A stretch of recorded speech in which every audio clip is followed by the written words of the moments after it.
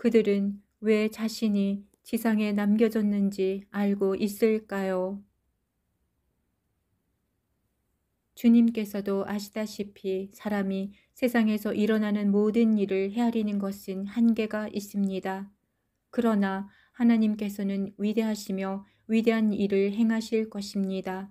주님께서는 세상에서 일어나는 복잡한 상황을 다 파악하시고 우리의 생각과 마음, 혼란을 보고 계십니다.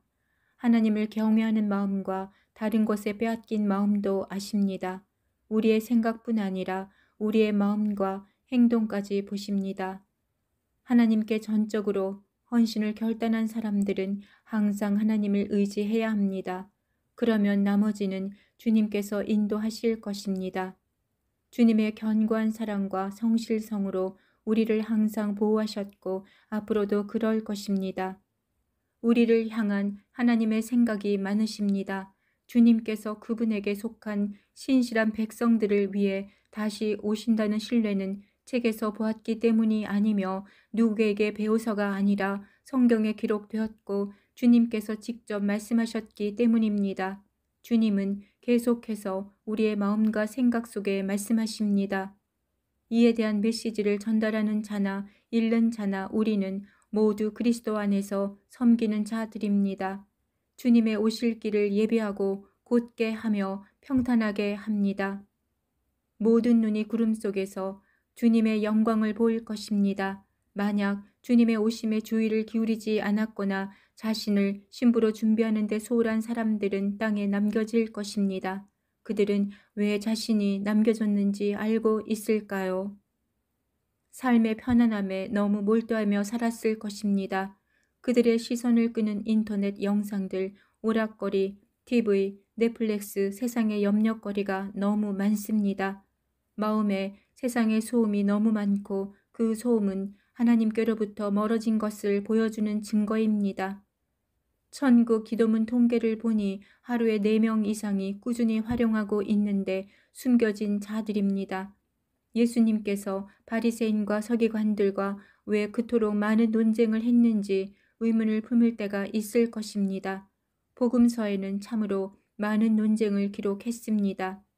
예수님의 가르침과 당대 저명한 종교 지도자들의 가르침이 일치하지 않았기 때문입니다. 예수님의 논쟁은 그들에게 가르침을 주신 것이지만 그들에게만 주신 것이 아니라는 사실을 알아야 합니다. 그분의 가르침은 바로 현대 교회에게 주신 메시지이기도 합니다. 다시 말하면 지금도 그들처럼 예수님의 가르침과 일치하지 않다는 사실입니다. 우리는 누구의 가르침을 따르고 누구에게 헌신하며 보냈는지 알게 되는 날이 옵니다. 세상을 헤쳐나가는 동안 우리에게 필요한 것은 주님의 말씀을 바로 깨닫는 것입니다. 주의 말씀은 내 발의 등불이요 내 길의 빛이 되어 비춥니다. 그렇지만 주님은 잃어버린 양들을 계속 찾으십니다. 죄인 한 명이 회개하도록 천국이 응원하며 그가 회개하고 돌아오면 천국이 떠들썩하도록 축하를 보낼 것입니다. 사람의 영혼 하나가 온 천하보다 귀하기 때문입니다. 100마리의 양에서 1마리를 잃었다가 찾은 기쁨, 10개 드라크마에서 1개를 잃었다가 찾은 기쁨, 2아들 중에서 하나를 잃었다가 찾은 기쁨의 비유를 말씀하셨습니다. 양과 드라크마 아들처럼 대상은 다르고 비율도 다를 것입니다. 양은 100분의 1로 1%, 드라크마는 10분의 1로 10%, 2아들은 2분의 1로 50%이지만 찾은 기쁨은 동일합니다. 원수에게 빼앗긴 것을 찾는 기쁨은 이같이 크지만 우리 안에 있는 자들도 빼앗기지 않아야 합니다. 많은 사람들이 이미 잃어버린 상태이고 점점 숫자가 많아지고 있습니다. 길을 잃어버린 사람, 무관심과 무감각, 비진리를 배운 사람, 세상을 너무 사랑한 사람들이 떠났습니다. 공통적으로 주님에게서 눈을 떼고 다른 것의 시선을 빼앗겼습니다.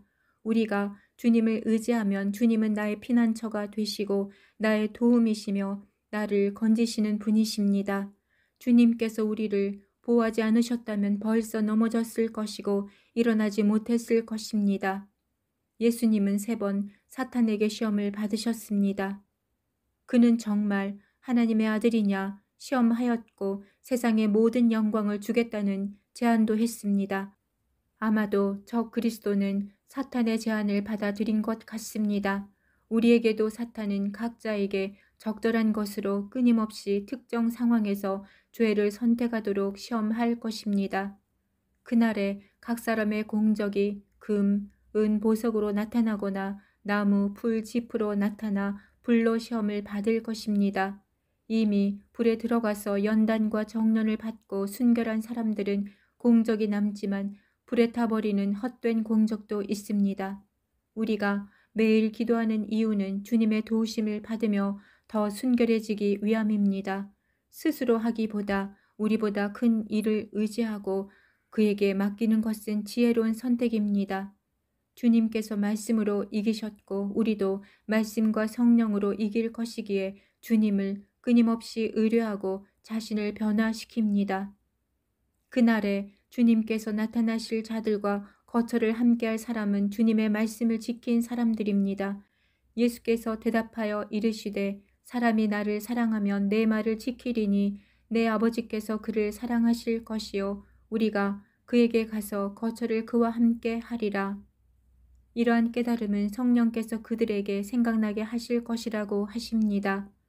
보혜사 곧 아버지께서 내 이름으로 보내실 성령 그가 너희에게 모든 것을 가르치고 내가 너희에게 말한 모든 것을 생각나게 하리라.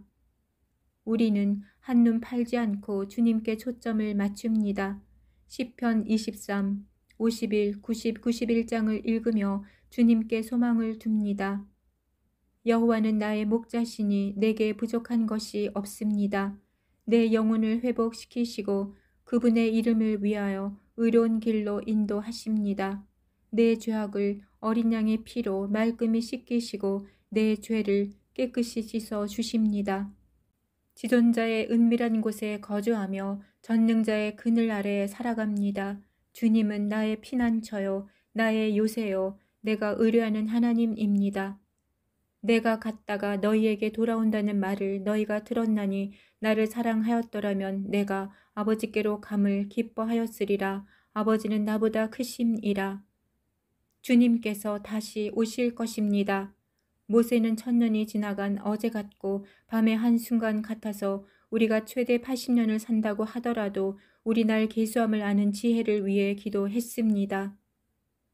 여호와여 돌아오소서 주의 종들을 불쌍히 여기소서. 그들이 나를 사랑한즉 내가 그들을 건지리라. 온 맘 다해 주님을 사랑하고 용서하며 자신을 검증하고 점과 흠이 없도록 준비합니다. 할렐루야. 아멘.